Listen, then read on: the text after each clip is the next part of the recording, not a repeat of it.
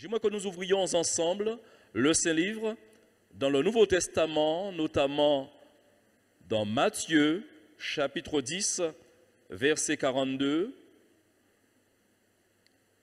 Matthieu, chapitre 10, verset 42. Et quiconque donnera seulement un verre d'eau froide à l'un de ses petits, parce qu'il est mon disciple, je vous le dis en vérité, il ne perdra point sa récompense. Ce texte, comme vous le constatez, c'est dans Matthieu. Dans Marc, cette même parole change légèrement. Et quiconque vous donnera à boire un verre d'eau en mon nom, parce que vous appartenez à Christ, je vous le dis en vérité, il ne perdra point sa récompense. Dans ces deux citations, je veux souligner avec vous un verre d'eau. Un verre d'eau. Alors, en entendant un verre d'eau, on est tous interpellés. Et la question est, qui ne pourrait offrir un verre d'eau? Qui ne pourrait donner un verre d'eau à quelqu'un qui a soif? Dans le passage, il ne s'agit pas d'une boisson coûteuse. Si l'on parle de jus de fruits, à moins que l'on ait, bien aimé, chers amis, un jardin bien arboré, que l'on ait des fruits à sa disposition, faudrait-il encore pour avoir du jus l'acheter ou acheter le fruit et faire du jus de fruits? Mais ici, Jésus dit, celui qui donnera un verre d'eau froide, je rends grâce à Dieu. Dieu nous parle avec un langage que nous pouvons comprendre. Mais j'aimerais par ce passage mettre en évidence qu'à quelque hauteur que ce soit, ici, Dieu veut faire comprendre à chacun d'entre nous qu'un verre d'eau est à la portée de tous, ce qui me permet d'intituler le message « Une participation utile ». Une participation utile.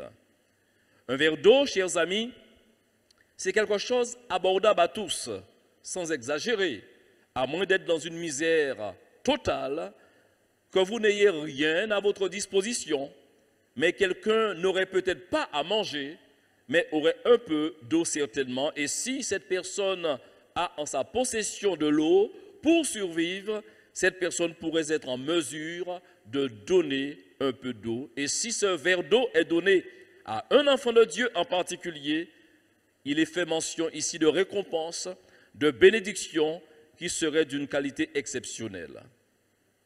On a souvent entendu dire qu'il ne faut jamais mépriser les faibles commencements. J'aimerais ajouter qu'il ne faut pas non plus mépriser une petite contribution. Qu'il ne faut pas mépriser une petite contribution. Nous sommes dans une société et dans l'harmonie de la société, il y a donc des organismes, des associations qui sont créées pour répondre aux besoins de cette société dans laquelle nous sommes. À chaque fois que le sociologue s'adresse à nous, ces sociologues font apparaître qu'il y a une grande précarité et les associations prennent naissance, mais avec une manière de fonctionner. Ils font appel au fond, aux donateurs, donatrices, et ils ont trouvé de l'intelligence, avec intelligence du moins, ils font appel à des dons, et souvent, ils ont ce bon réflexe de dire, de trancher, ou encore de donner par palier, de dire à ces donateurs et donatrices, vous pouvez donner 20 €, 50 €, 100 € ou plus.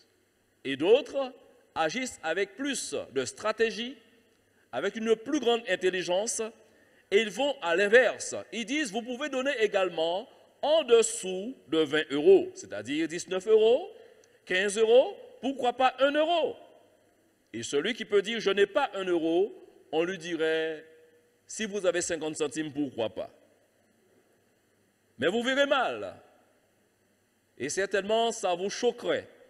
Si je vous dis, celui qui aurait 1 centime d'euro, alors je vous pose la question. Peut-il contribuer avec son 1 centime d'euro?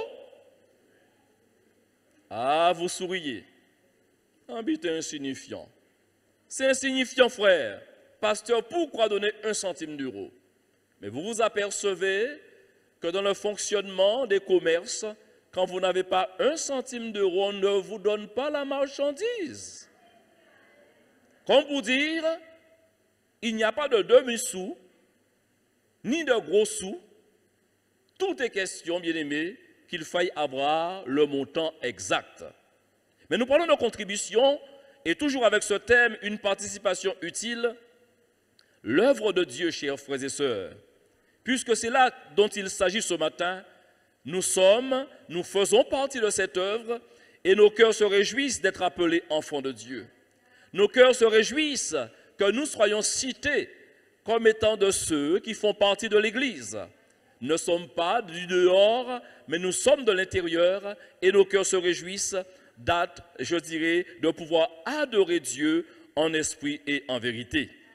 Il apparaît que l'œuvre de Dieu, trouve sa subsistance, mais aussi son expansion de par la puissance du Saint-Esprit qui, au travers des siècles, a su attirer les hommes à lui, les convaincre de péché, de justice et de jugement, et ensuite les sanctifiant, les ajoutant à sa maison. Nos cœurs se réjouissent aujourd'hui de toute nation, de toute race, de toutes les tribus, chers amis, des hommes de tous les espaces, les continents sont sauvés par la puissance du Saint-Esprit.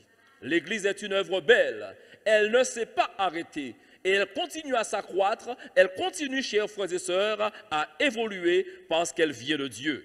Gamaliel avait dit à ses contemporains, à ceux qui manquaient d'intelligence et qui voulaient faire taire ou encore arrêter l'Église, ne courez pas le risque de vous en prendre à Dieu, parce que, chers amis, Dieu est celui qui défend son œuvre, et ça ne date pas d'aujourd'hui. Dieu a toujours défendu son œuvre. Remontez l'histoire. Israël subsiste encore aujourd'hui parce que Dieu le veut. Et l'Église n'est pas en reste. Par la grâce de Dieu, nous pouvons tout. Un homme a même pu dire, je puis tout par celui qui me fortifie. Nous reconnaissons que le Saint-Esprit est indispensable, incontournable à la subsistance de l'Église et aussi à son épanouissement. Mais il apparaît dans l'œuvre de Dieu, il apparaît que Dieu n'a jamais, mais au grand jamais, méprisé une participation humaine. L'œuvre de Dieu, chers amis, n'est pas faite d'anges, n'est pas faite d'esprit, bien que ceux-là interviennent, contribuant, chers amis, pour équiper les saints, pour nous équiper, nous faire valoir des dons et des talents, pour que vous et moi, chacun, nous occupions le poste à occuper pour faire grandir l'œuvre de Dieu. C'est avec moi, c'est avec toi, que l'Église de Gond peut aller de l'avant. Béni soit le Seigneur pour cela. L'apôtre Paul, à son époque, pouvait déclarer avec une certaine fierté, nous sommes ouvriers avec Dieu. Nous sommes ouvriers avec Dieu. Et certains pourraient dire, monsieur, pasteur, soulignez s'il y a des ouvriers, il y a des ouvriers qualifiés et il y a des ouvriers qui ne sont pas qualifiés. Il y a des ouvriers, je dirais, hors normes, des ouvriers hyper qualifiés, talentueux, mais il y a de ceux qui sont dans la catégorie des insignifiants. Pourquoi voudriez-vous parler de personnes ou d'ouvriers insignifiants? Oh, cela peut être considéré dans des contextes particuliers, quand cela ne serait pas volontaire, quand cela serait négligent, quand cela aurait, je dirais, des sentiments mauvais, de mauvaises motivations pour détruire une entreprise. Mais j'aimerais vous dire, lorsque Dieu parle de la contribution d'un frère, d'une sœur, d'un de ses enfants, eh bien Dieu considère cela comme étant, je dirais, une bénédiction pour son œuvre. Remontons l'histoire et nous sommes à la construction du premier temple. Rappelez-vous, ce temple sera édifié sous la direction de Salomon, environ 480 ans après la sortie d'Israël en Égypte. Souvenez-vous, le pharaon régnait et martyrisait, je dirais, avec une certaine autorité, voulait absolument assujettir et garder Israël assujetti. Mais on peut rendre grâce à Dieu, gloire au Seigneur. Dans Exode chapitre 2, un libérateur fut suscité à la personne de Moïse. Et il a vu la gloire de Dieu, la puissance de Dieu libérer ce peuple. Mais je ne veux pas m'arrêter sur cet aspect. Je veux dire que le premier temple, lorsqu'il fut érigé avec des matériaux de grand prix, d'une telle beauté, d'une telle magnificence, que les gens admiraient, étaient impressionnés par la bâtisse et la splendeur de la bâtisse. J'aimerais vous dire, de toute évidence, il y avait donc un investissement financier, un investissement également humain, hors norme. Et si vous devez vérifier cela, lisez les livres des rois, des chroniques, et vous vous rendrez compte, chers amis, frères et sœurs, qu'un effort, un investissement a été déployé hors norme. Des milliers d'hommes ont contribué à la construction de ce temple. Oh, me direz-vous, ce fut un temple fait de matériaux, certes d'or ou autres matériaux de qualité, mais fait quand même de matériaux. Aujourd'hui, je rends grâce à Dieu. L'Église est vraiment spirituelle, on peut dire amen à cela. Amen. L'Église de l'œuvre de Dieu, elle est vraiment spirituelle. Elle est nourrie spirituellement.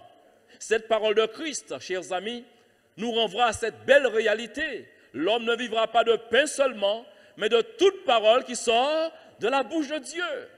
Comment comprendre cela? Ça manque d'objectivité pour certains. Qu'une parole puisse servir de nourriture. Qu'une parole c'est vent, diront certains. Et pourtant, la parole de Dieu n'est pas seulement un aspect. La parole de Dieu, elle est vivante, alléluia.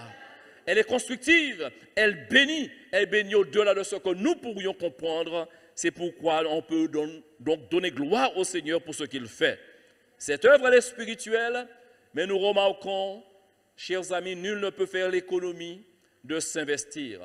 De même que je viens de citer que l'apôtre Paul, avec fierté, reconnaissant qu'il était ouvrier avec Dieu, de même que j'aimerais te dire que ta participation est indispensable. Quelle que soit la personne que tu représentes, si tu n'es peut-être pas reconnu ou encore considéré à ta juste valeur, tu n'es peut-être pas, je dirais, une quantité comprise ou admise, tu es regardé comme une quantité négligeable, une personne insignifiante. Mais j'aimerais te dire que Dieu te considère à ta juste valeur. On peut donc donner gloire au Seigneur. Lorsque vous lisez les épîtres de Pierre, permettez ce jeu de mots, il a déclaré que Dieu ajoute à son Église les pierres vivantes. Alléluia, des pierres vivantes. Dieu peut polir chaque pierre à l'image de la sanctification, à l'image de la purification, et ajoute à sa maison pour que l'œuvre soit toujours belle au travers des siècles, pour que le temps n'influence pas, que cette œuvre ne soit pas terne, mais qu'elle puisse briller et donner gloire au Seigneur. Alléluia. L'Église est une belle œuvre et elle continuera à l'être parce que Dieu veille. Je dois retourner à l'Église, ou du moins de ce temple que je vous ai énuméré. Et ce temple dont Salomon fut le bâtisseur, si vous vous souvenez bien, pour vous qui êtes lecteur de la parole de Dieu, lectrice de la parole de Dieu, vous allez vous rendre compte que ce n'est pas lui, en fin de compte, qui avait émis l'idée. C'est son père qui a eu à cœur de bâtir le temple. Et ce père, avant de partir et d'être succédé par son fils Salomon, nous pouvons découvrir ces quelques paroles qu'il laissera à l'assemblée, ces quelques paroles qu'il laissera à ses bâtisseurs qui étaient avec lui, à ces hommes de qualité qui l'ont accompagné. Vous connaissez le père de Salomon, il s'agit bien sûr de David. 1 Chronique chapitre 29, versets 1, 2 et 3. Le roi dit à toute l'assemblée: mon fils Salomon, le seul que Dieu ait choisi, est jeune et d'un âge faible, et l'ouvrage est considérable. Car ce palais n'est pas pour un homme, mais il est pour l'Éternel Dieu, il est pour l'Éternel Dieu, excusez-moi. J'ai mis toutes mes forces à préparer pour la maison de mon Dieu de l'or pour ce qui doit être d'or, de l'argent pour ce qui doit être d'argent, de l'airain pour ce qui doit être d'airain, du fer pour ce qui doit être de fer, et du bois pour ce qui doit être de bois, des pierres d'onyx et des pierres à enchâsser, des pierres brillantes et de diverses couleurs, toutes sortes de pierres précieuses et du marbre blanc en quantité. Et ici, soulignons ensemble ce qu'il dit. De plus, dans mon attachement, dans mon amour, alléluia, dans ma considération pour la maison de mon Dieu, je donne à la maison de mon Dieu l'or et l'argent que je possède en propre. C'est-à-dire ce qui m'appartient personnellement, ce qui est sur mon compte d'épargne, ce qui m'est propre, ou tout ce que j'ai préparé pour la maison du sanctuaire en tant que responsable. Mais il dit, je donne à la maison de mon Dieu l'or et l'argent que je possède en propre. Que possèdes-tu, mon frère? Mon ami, ma sœur, que possédez-vous? Ce que nous possédons tous en propre, c'est nous-mêmes. Oh! Ce que nous possédons tous en propre ne se trouve pas à la banque, c'est nous-mêmes. Quand on entend parler d'offrande, il arrive souvent que notre esprit cadenasse tout rapidement cette notion d'argent, de bien matériel. Je te dis, fais don à l'Éternel. Ah bon, je n'ai rien. Non. Fais don à l'Éternel. La personne sous-entend tout de suite qu'il faut faire don d'une chose, de matériel quelconque. Pas toujours vrai. Ce matin, mon objet n'est pas de parler des offrandes ou de la dîme, ou non. Mais j'aimerais parler de l'offrande de soi. L'offrande de soi, celle qui est souvent négligée par un grand nombre et qui pourtant demeure la meilleure part que l'on puisse offrir aux autres et que l'on puisse offrir à Dieu. C'est la meilleure part. Qu'est-ce que tu pourrais donner à Dieu de plus grand, qui puisse faire de son cœur un cœur joyeux? Qu'est-ce que tu pourrais donner qui pourrait faire sourire le cœur de Dieu? Qu'est-ce que tu pourrais donner à Dieu qui pourrait, chers amis, attirer son approbation? Pour justifier leur refus de secourir, leur refus de soutenir les autres, certains se sont arrêtés à dire aux autres, pour se justifier, je n'ai rien moi. Je suis un pauvre moi. Je n'ai rien, je suis démuni. Ce n'est pas toujours vrai. La personne physique que vous représentez est une richesse. Ce n'est pas l'or qui fait la valeur d'un homme. Ce n'est pas l'argent qui fait la valeur de quelqu'un. Ce qui fait ta valeur, c'est toi-même. Mais également la qualité de cœur que tu auras, la qualité de vie que tu auras, la qualité morale. Et j'ajouterai, ce qui fera la différence totale, radicale, c'est ta foi qui fera la différence. Ce que Dieu honore au niveau de l'homme, c'est sa foi. Chers amis, il n'y a pas de plus grande. La foi de quelqu'un sera honorée ce matin. La foi de quelqu'un a été honorée. Nous pouvons lire dans Luc chapitre 21, du verset 1 jusqu'au verset 4, avec la démonstration pour faire cesser ces personnes qui veulent toujours se justifier en disant qu'ils n'ont rien, je n'ai rien, je suis trop pauvre. Non. Voyez, lisez vous-même. Jésus ayant levé les yeux, vit les riches qui mettaient leur offrande dans le tronc. Il vit aussi une pauvre veuve qui y mettait 2 petites pièces. Et il dit, je vous le dis en vérité, cette pauvre veuve a mis plus que tous les autres, car c'est de leur superflu que tous ceux-là ont mis des offrandes dans le tronc. Mais elle, cette veuve, a mis dans de son nécessaire, et écoutez bien, tout ce qu'elle avait pour vivre. Certains font le constat en disant en eux-mêmes, eh bien, elle était pauvre même. Elle n'avait que 2 petites pièces. Quoi qu'il en soit, j'aimerais vous dire une chose. Elle a contribué à donner gloire au Seigneur. Dans quel état es-tu venu dans la maison du Seigneur? Penses-tu venir lui apporter le culte qui lui est agréable? Parce qu'il s'agit de cela, frères et sœurs et amis. Toutes les fois où nous prenons la décision d'entrer en mouvement, de nous déplacer pour venir dans le lieu saint, là où se rassemblent les saints, là où se rassemblent les enfants de Dieu, là où le Seigneur promet d'être avec nous tous les jours, alléluia. Eh bien, frères et sœurs, quand cette décision est prise, ce ne sont pas les beaux vêtements que nous portons qui louent le Seigneur, mais c'est l'état de notre cœur qui loue le Seigneur.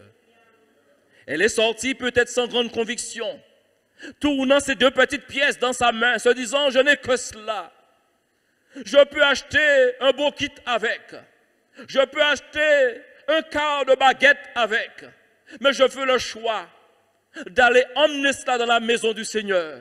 Je veux l'adorer, puisqu'il est écrit qu'il pourvoira à tous mes besoins. Peut-être fera-t-il un miracle à mon égard. Parce que Dieu est fidèle. Il est fidèle quand bien même nous serions infidèles, mais il faut souligner qu'il est fidèle envers tous les fidèles.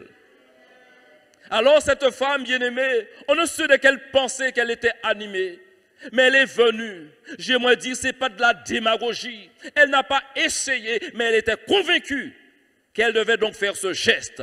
Quand vous venez en présence de l'Éternel, venez avec conviction, venez avec assurance que tout lui est dû, le don de vous-même. Ça représentait sa propre subsistance. J'aimerais vous faire remarquer, dans ce passage, il ne s'agit pas de parabole. Vous l'avez souligné? Ce n'est pas une parabole. Jésus donc va prendre à témoin ses disciples. Il veut les instruire. Il veut donc les enseigner. Parmi eux se trouvent des apôtres. Alors il veut leur dire, je veux vous enseigner pour que, lorsque je ne serai plus avec vous physiquement, pour que vous soyez équipés, pour que vous ne vous laissez pas tromper par l'apparence des gens. Parce que moi, l'Éternel, je ne considère pas ce que l'homme considère. L'homme regarde à l'apparence. Souvent, nous sommes trompés les uns par les autres. Mais personne ne peut tromper l'Éternel. Oh, les 2 centimes. Les 2 centimes qu'elle a placés n'auraient impressionné aucun des diacres. Le diacre même aurait dit, ça, c'est bon, c'est ça qu'a bon Dieu. Mais je vais vous dire, chers amis, frères et sœurs, Jésus a pris cela témoin pour dire, les autres ont donné. Vous avez vu des billets verts. Le violet est moins commun, les 500 € là. Vous avez vu des 500 €. Mais je vais vous dire, ces centimes-là, elle a donné sa subsistance. Jésus ne le ment pas. Jésus ne trompe personne. Jésus a voulu, sur la base d'une consécration, d'un élan de don de soi, Jésus a voulu honorer cette femme, mais aussi enseigner ses disciples. J'aimerais vous enseigner. J'aimerais vous dire, frères et sœurs, ne vous arrêtez pas à l'apparence des gens. L'apparence est trompeuse. Ce qui compte, c'est le cœur. Alléluia. Le cœur. Le cœur, le cœur.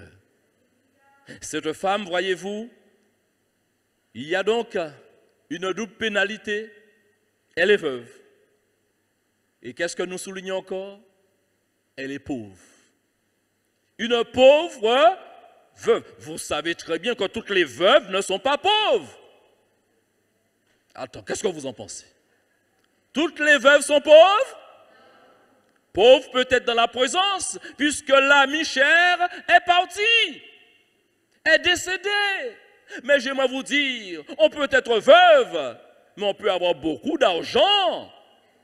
On peut être veuf, on peut avoir beaucoup d'argent. Vous ne dites même pas amen. Eh oui. Mais j'aimerais vous dire, elle, bien-aimée, elle, frères et sœurs, souligner une autre chose que j'aimerais faire ressortir. On peut donner gloire à Dieu. Il n'y a pas ici de démagogie. quand vous entendrez parler de miracles quelque part, quand vous entendrez parler de prodiges par-ci et par-là, oh, il y a des personnes, des manipulateurs qui existent aujourd'hui, qui mettent en place une mise en scène. Jésus n'a pas briefé cette femme pour lui dire, tu feras ceci, tu feras semblant, avec l'air un petit peu désolé, décapité quelque part, avec ses 2 centimes pour y mettre, et je profiterai pour bluffer mes disciples, pour bluffer les futurs apôtres. Non, Jésus n'a pas agi parce que Jésus c'est la vérité. Jésus n'a pas de mensonge en lui. Le père du mensonge, c'est le diable. Chers amis, c'est la vérité qui nous convainc. La vérité vous convaincra et vous affranchira. La vérité vous rendra libre. Vous aimez Jésus. J'aime Jésus. Pourquoi? Parce que bien-aimé, Jésus est vrai. Jésus est entier. Jésus ne nous a pas trompés. Quand nous passons par les peines et les difficultés, nous expérimentons tous une chose. La paix de Dieu qui surpasse toute intelligence nous accompagne. Que Dieu soit glorifié. Cette femme n'était pas dans une comédie montée. Cette femme n'était pas là dans un coup monté pour tromper les gens. Elle est venue, elle ne savait même pas qu'elle était observée parce qu'elle est venue sincèrement. Oh, quand vous faites les choses parce que les gens vous observent, vous n'êtes pas sur la bonne voie, vous n'êtes pas dans la bonne attitude. Faites les choses partout là où vous pouvez vous trouver, qu'il y ait un regard sur vous, qu'il n'y ait pas de regard sur vous. Faites toujours de la même manière que vous l'aurez fait dans n'importe quel lieu. C'est ça la vérité, c'est ça la sincérité. Oh, vous avez des personnes qui ont 5 vitesses, qui ont 6 vitesses. Une attitude envers le patron, une attitude avec les enfants, une attitude avec le... Non, chers amis, Jésus reste entier. Jésus reste entier. Si Jésus est ton sauveur, reste entier.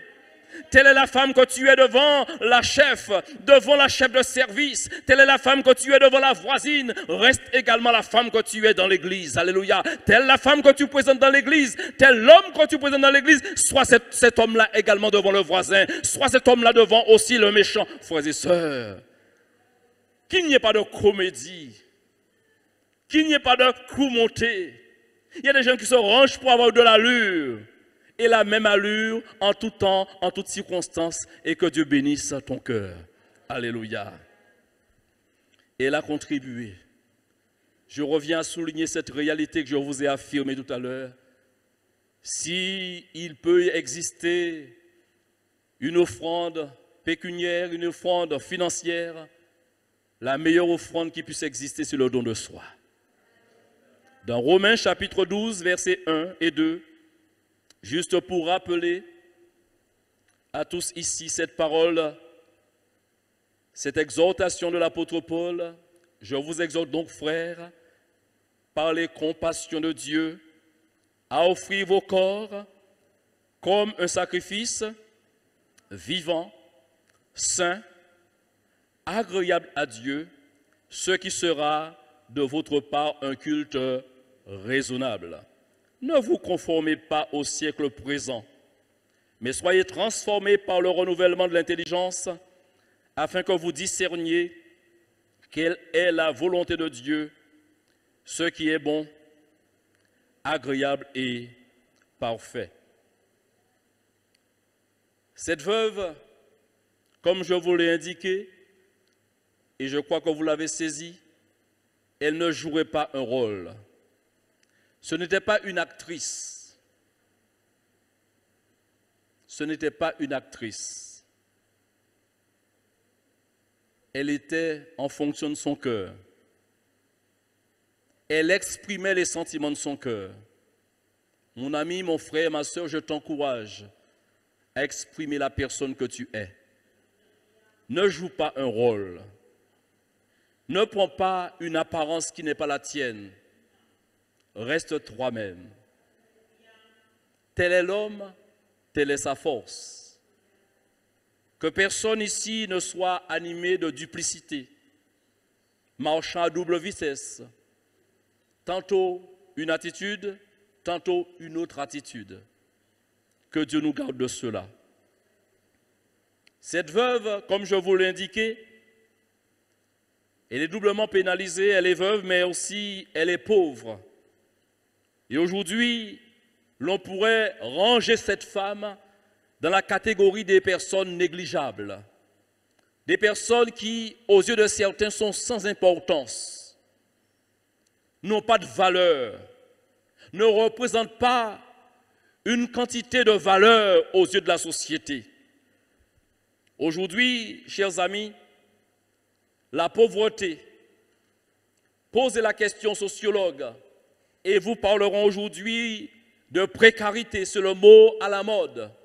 La précarité, bien que s'infiltrent malheureusement certains trompeurs qui ne sont pas du tout dans une précarité, mais qui veulent qu'on les considère pauvres pour toujours hériter, pour toujours obtenir des avantages de l'État.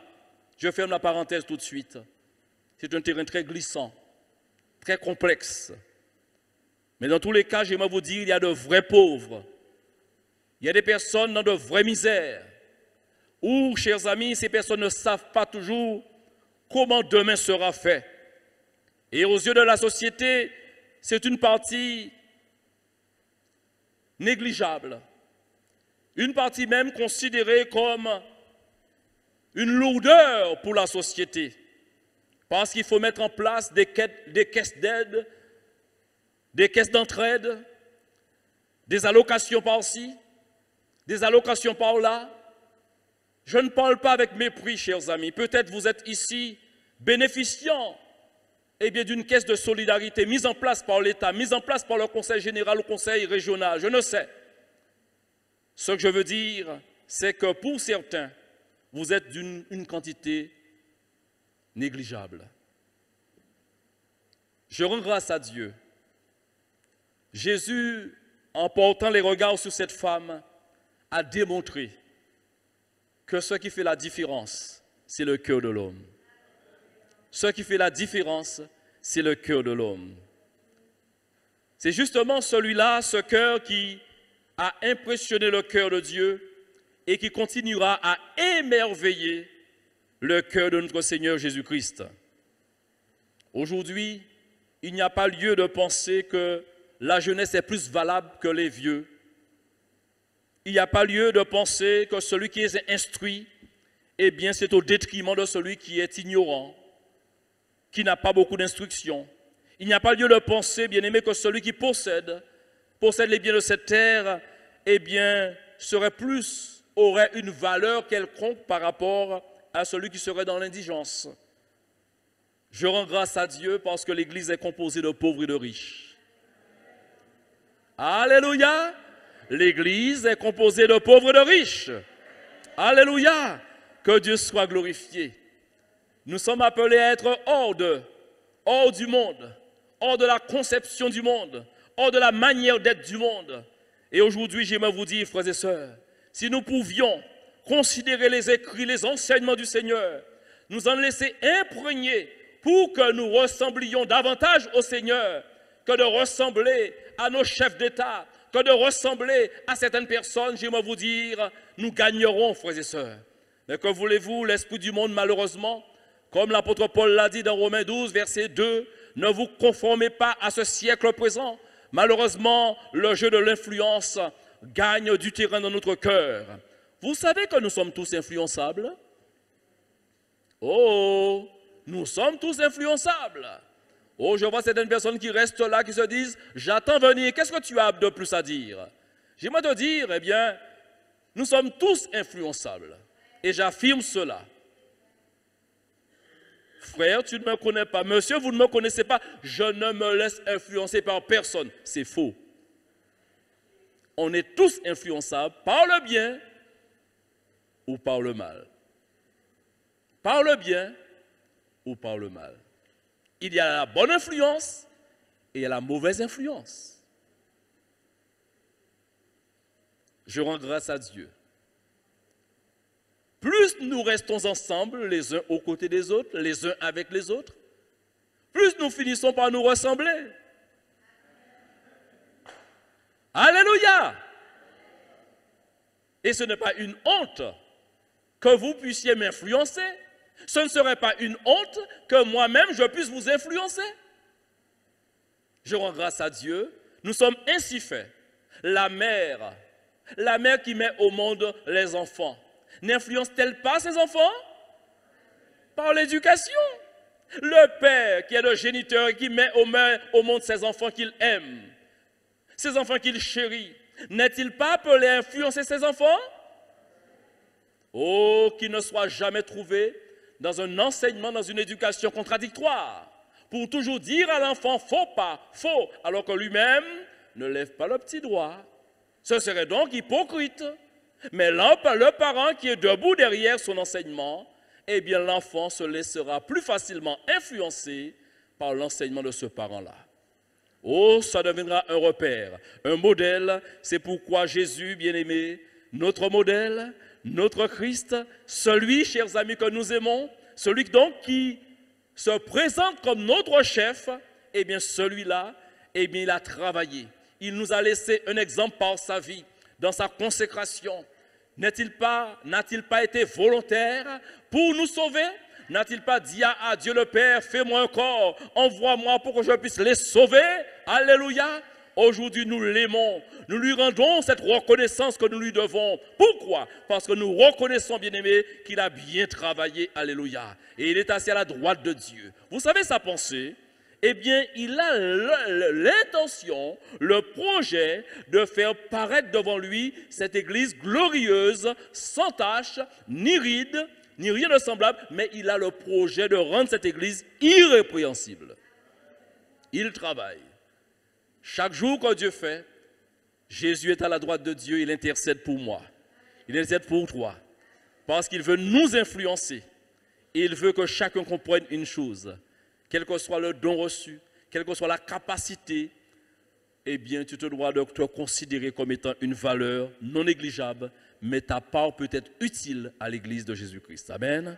Oh, que Dieu soit glorifié. Alléluia. Vous savez quoi? Cette belle œuvre peut avoir son talon d'Achille.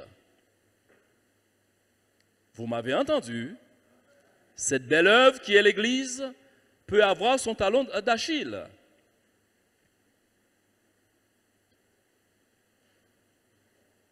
L'apôtre Jean se trouve devant une réalité. On lui fait savoir que là où évolue l'Église où il a été et où Gaius progressait, pour que vous puissiez vous repérer, c'est dans 3 Jean, ce petit livre. Il est décrit, il est rapporté à l'apôtre Jean qu'un certain Diotrephe a une telle méchanceté dans son cœur qu'il profère des mensonges contre les frères, qu'il ne cesse de calomnier les frères et sœurs de l'Église. Il est imbu de lui-même. Il est rempli d'orgueil. Il fait souffrir l'Église. Il crée la division. Et l'apôtre Jean même avait le projet de s'approcher de l'Église pour venir mettre de l'ordre dans l'Église. J'aimerais vous dire, chers frères et sœurs, il est une part à exclure de l'Église, c'est la méchanceté. Comment est-ce possible? Était-il un faux frère? Avait-il bien commencé et avait tourné en chemin? Parce qu'on peut bien commencer. On peut être saisi de la vérité et par la suite manquer de vigilance et se laisser influencer par le mal. Je ne sais où le placer. Mais le résultat, c'est qu'il avait une telle méchanceté qu'il faisait souffrir l'Église. Quand on fait souffrir l'Église de Jésus-Christ, on s'attaque à Jésus lui-même. Quand on fait souffrir l'Église de Jésus-Christ, on s'attaque à Jésus lui-même. Et cette personne ne restera pas tranquille, à moins qu'il y ait repentance entre-temps. J'aimerais vous dire, le cœur rempli d'orgueil, il méprisait l'Église. Je veux donc affirmer haut et fort que le mépris interne est inacceptable. Le mépris interne est inacceptable. Qu'est-ce que le mépris interne? C'est que, sauvé par grâce, tu puisses t'autoriser de mépriser ton frère. Ton frère et ta sœur ont été sauvés aussi par grâce. Vous êtes à cette même enseigne. Vous êtes égaux. Il n'y a pas de supériorité dans l'Église. Nous sommes tous égaux.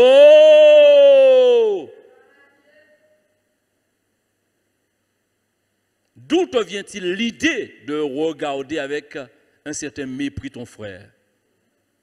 D'où te vient-il l'idée de mépriser ta sœur? Tu as perdu le bon sens.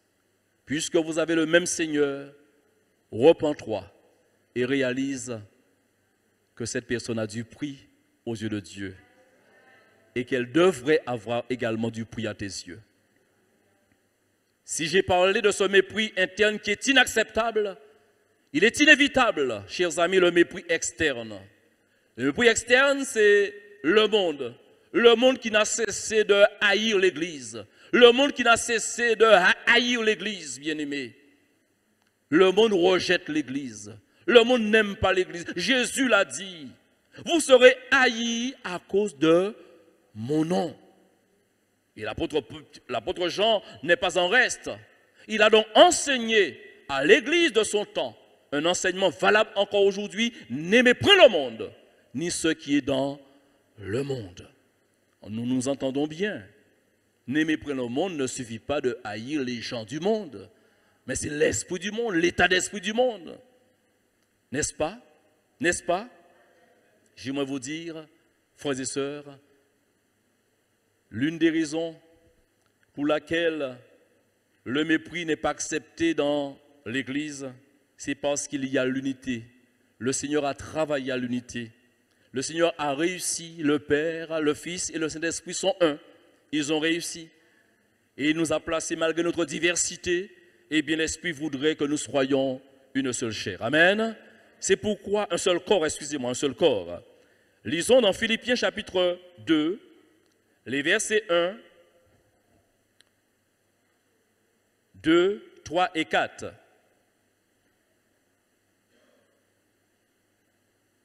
Si donc il y a quelque consolation en Christ, s'il y a donc quelque soulagement dans la charité, s'il y a quelque union d'esprit, s'il y a quelque compassion et quelque miséricorde, rendez ma joie parfaite, ayant un même sentiment, un même amour, une même âme, une même pensée. À la lecture de ce verset 2, on peut être confronté à un raisonnement. Comment est-ce possible? Nous avons tous une telle différence l'un envers l'autre, l'un par rapport à l'autre. Comment est-ce possible d'être animé d'une même pensée? Comment est-ce possible d'avoir une même âme? Comment est-ce possible d'avoir un même amour? Frères et sœurs, Dieu a travaillé pour cela. Il a mis en nous un même esprit. Alléluia! Il a mis en nous le même esprit. Le Saint-Esprit travaille en nous. Et c'est ce qui démontrera l'unité de l'Église. Rendez ma joie parfaite. C'est possible. Le verset 3 est clair. Ne faites rien par esprit de parti ou par vaine gloire, mais que l'humilité vous fasse regarder les autres comme étant au-dessus de vous-même. Que chacun de vous, au lieu de considérer ses propres intérêts, considère aussi ceux des autres. Le monde n'aimera jamais l'Église. L'esprit qui anime le monde est autre que l'esprit qui dirige l'Église. On ne peut que se réjouir d'avoir l'esprit du Seigneur, mais pas pour que nous tombions dans une complaisance, mais que plutôt nous puissions réaliser que nous devons constamment être dans une reconnaissance au Seigneur pour une telle grâce accordée. Chers frères et sœurs, avez-vous entendu la déclaration de Paul?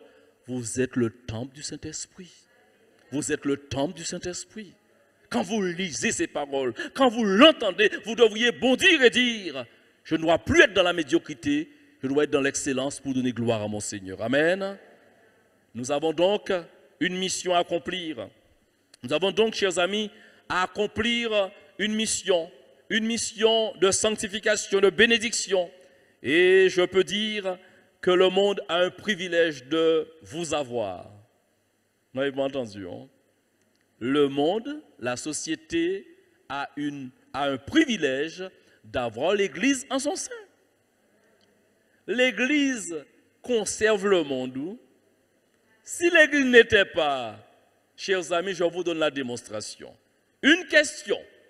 Dieu, les anges destructeurs, ont-ils détruit Sodome et Gomorrhe avec Lot en son sein?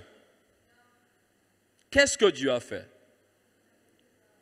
Il a attendu que Lot s'éloigne de Sodome et de Gomorrhe pour que la destruction puisse toucher Sodome et Gomorrhe. Très significatif pour vous et moi. Tant que le monde est tant que l'Église, est dans ce monde, le monde est conservé. Quand l'Église ne sera plus, ça sera terrible pour les humains. C'est pourquoi on ne peut que se réjouir d'être ce que nous sommes par la grâce de Dieu.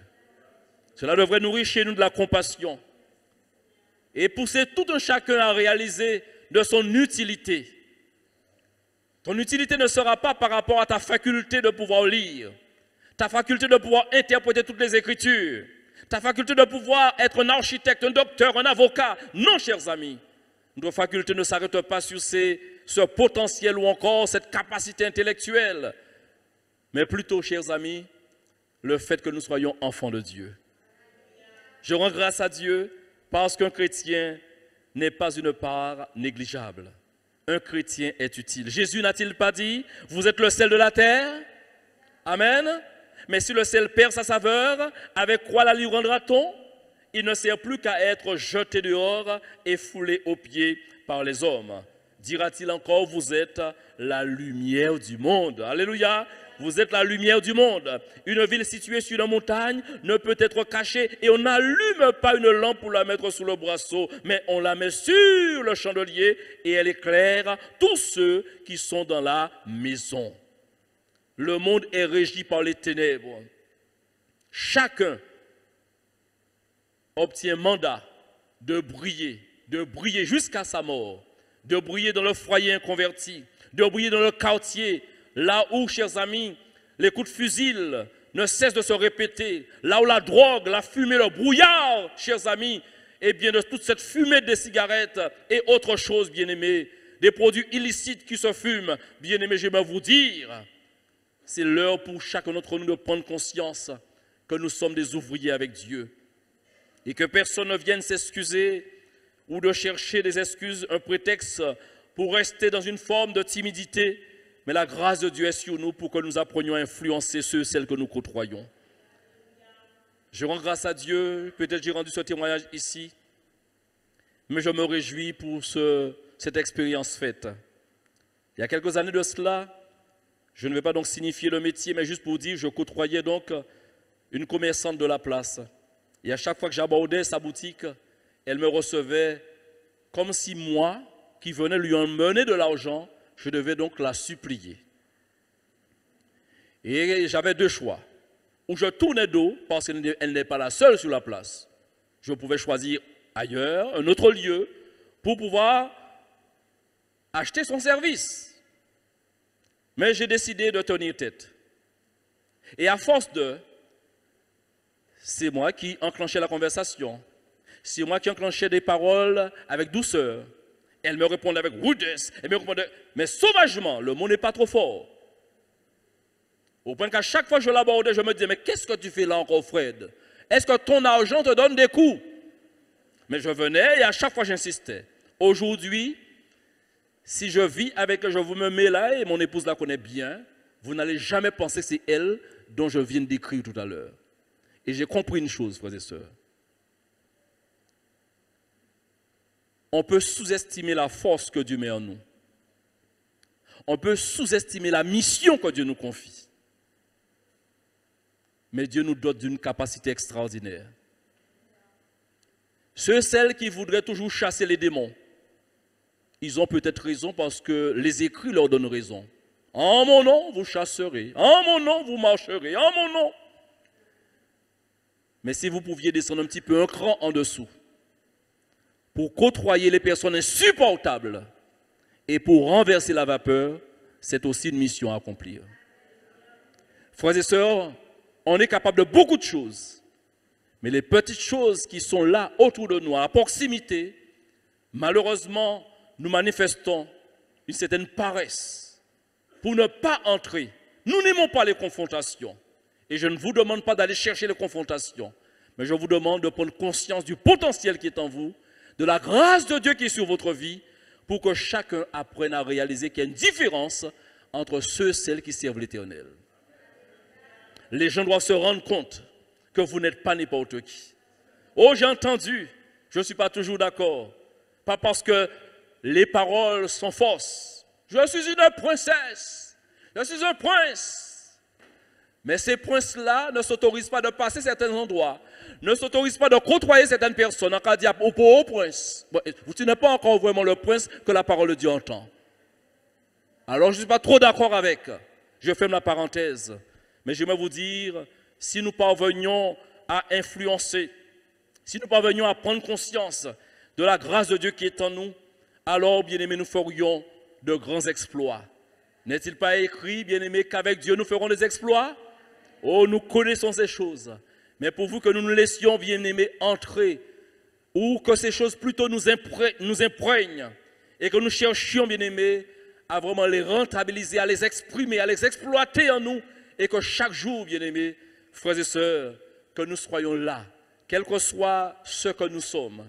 Les hommes peuvent nous mépriser.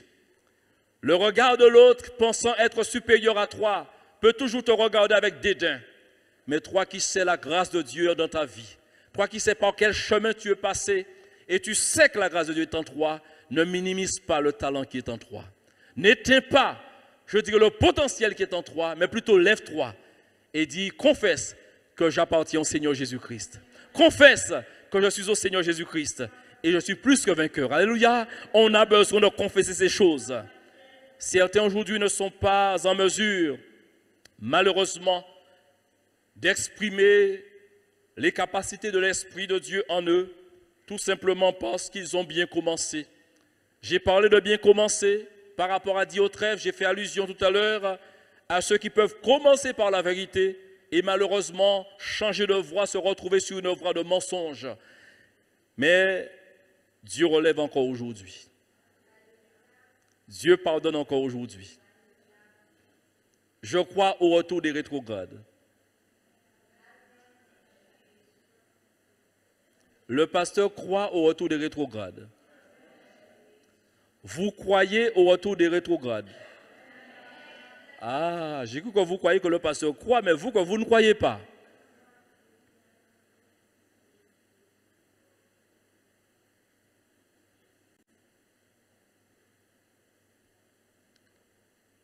On va prier le Seigneur. Levons-nous ensemble, bien-aimés frères et sœurs, on va prier le Seigneur.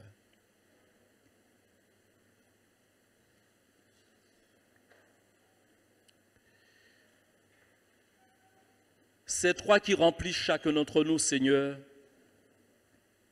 Fais-nous la faveur que nous ne manquions pas de ta grâce, que nous ne manquions pas d'intelligence, mais que chacun pouvant s'examiner puisse véritablement se situer exactement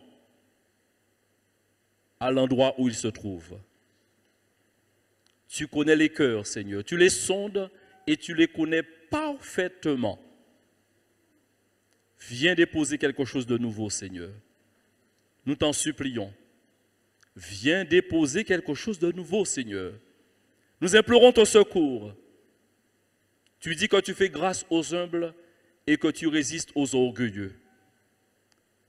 Que nous puissions reconnaître ce que nous sommes véritablement devant toi. Nous n'avons pas toujours su briller comme tu l'attendais de nous. Nous n'avons pas toujours su apporter la vie à notre environnement, à ceux et celles que nous côtoyons, Seigneur. C'est pourquoi ce matin, nous sommes devant toi. Viens déposer quelque chose de nouveau en nous, Seigneur. J'implore ta grâce. J'implore ton secours. Je me rends grâce. Je te rends grâce. Je me rends compte, Seigneur, que ta grâce est suffisante. Et pour tous ceux et celles qui implorent ton secours est un secours qui ne manque jamais, jamais dans la détresse. C'est une détresse pour nous, Seigneur, d'être désorientés, d'avoir perdu le bon sens et l'intelligence, et de nous être laissés gagner par la méchanceté, par l'orgueil, au point de faire souffrir, au point de mépriser, Seigneur, les faibles commencements qui ont été dans ta maison ou encore autour de nous, Seigneur. Mais un autre état d'esprit dans nos cœurs. Équipe-nous d'une autre mentalité, Seigneur. Père éternel, merci pour la grâce que tu nous fais. Que ta puissance se manifeste ce matin. Nous t'avons prié dans le précieux nom de ton Fils Jésus-Christ. Amen.